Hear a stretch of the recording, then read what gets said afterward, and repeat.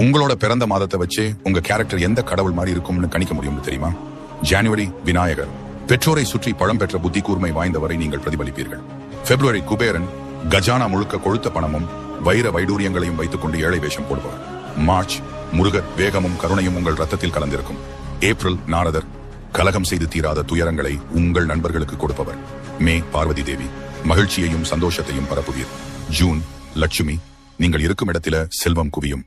ஜூலை சூரிய தேவன், அழகுக்கு மறுபெயராக உங்கள் முகவடிவம் அமைந்திருக்கும். ஆகஸ்ட் துர்க்கை, பயம் என்ற சொல் உங்கள் அகராதியிலேயே கிடையாது, எதற்கும் துணிந்தவர். செப்டம்பர் ஹனுமன், உடல் வலிமையும் மன வலிமையும் நேர்மையையும் உயிரினும் மேலாய் கருதுபவர். அக்டோபர் கிருஷ்ணர், காதல் லீலைகளும் பெண்களும் உங்களுக்கு பழக்கப்பட்ட விஷயம், மனதால் தூய அன்பு கொண்ட மகான்.